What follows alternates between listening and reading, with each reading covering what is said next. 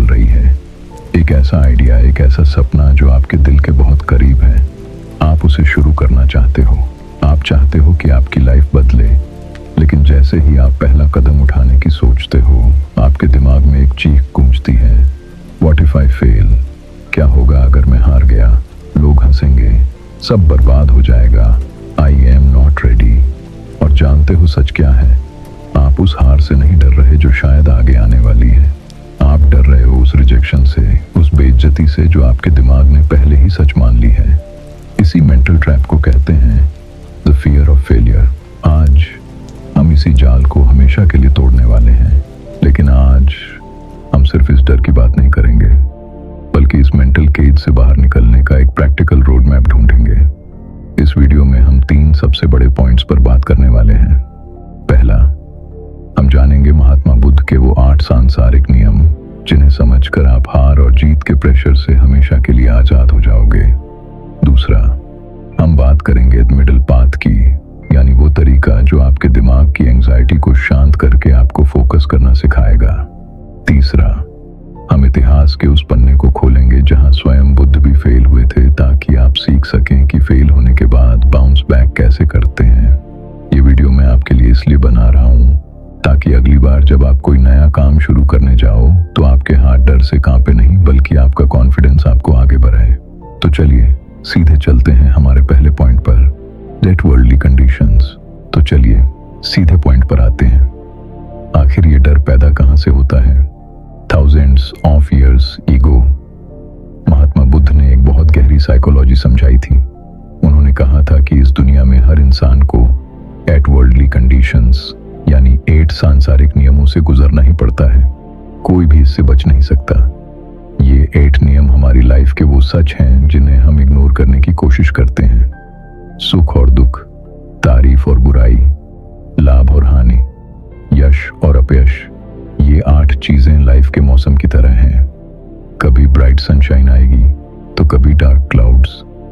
जब लाइफ के इस पैटर्न को टालना इम्पॉसिबल है, तो फिर सिर्फ एक साइड जीत की उम्मीद रखना और दूसरी साइड हार से डरना। क्या ये बेवकूफी नहीं है? डर को अपना दुश्मन मत बनाओ। अगर अंदर से ये आवाज आ रही है कि मैं फेल हो जाऊंगा, तो उस एंजाइटी का इस्तेमाल करो टू नेक्स्ट लेवल प्रिपरेशन करने में। अपने डर को एक सॉलिड फुल प्रूफ प्लान में चैनल कर दो। इस मेंटल ट्रैप से बचने का सबसे बेस्ट रास्ता है द मिडिल पाथ, यानी मध्यम मार्ग। अपनी एक्सपेक्टेशंस को न बहुत हाई रखो, न बहुत लो।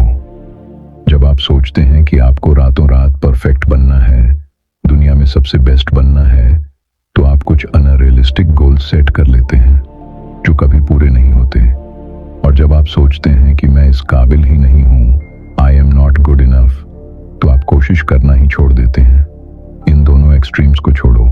खुद से बस एक बात कहो, I will give my best shot. जो होगा देखा जाएगा। कामयाबी भी टेम्परेरी है और नाकामी भी। आपको किसी और से कंपीट नहीं करना है, आपको बस खुद का एक बेहतर वर्जन बनना है। आपका हक सिर्फ आपके कर्म पर है, उसके रिजल्ट पर नहीं। अगर आपको अब भी लगता है कि फेल होना एक गुनाह है, तो एक बार इतिहास देखो। क्या आपको लगता है कि जो आज सक्सेसफुल हैं, वे कभी लाइफ में क्रैश नहीं हुए? स्वयं बुद्ध बनने से पहले जब वे बोधिसत्व थे, वे कई बार बुरी तरह फेल हुए। उन्होंने 6 साल जंगलों में गुजारे, भूखे रहे, ऐसी एक्सट्रीम और दर्दनाक तपस्या की जिससे उनका शरीर बिल्कुल खोखला हो गया। लेकिन उन्हें ज्ञान नहीं मिला। He failed. लेकिन उन्होंने क्या किया?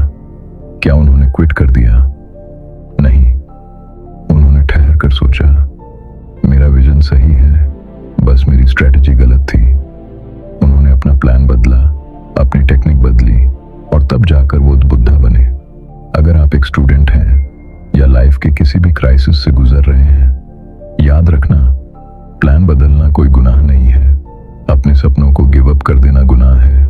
It's okay to fail, but it's not okay to stop trying. End में बस एक बात याद रखना, लगातार मिलने वाली विक्ट्री सिर्फ इंसान के ईगो को फीड करती है, लेकिन एक फेलियर आपको सिखाता है कि पेशेंस कैसे रखना है, हम्बल कैसे बनना है, और अगली बार कौन सी मिस्टेक दोबारा नहीं दोहरानी है। जीत आपको सिर्फ कुछ पल की खुशी देती है, पर हार आपको जिंदगी भर की विजडम देती है। इसलिए कहता हूं, हारने से मत डरो। डरना है तो इस बात से डरो कि आपने सिर्फ फेल होने के डर से कभी शुरुआत ही नहीं की। डर को हराओ, चैनल को सब्सक्राइब करो। मिलते हैं अगली कहानी में। नमस्कार।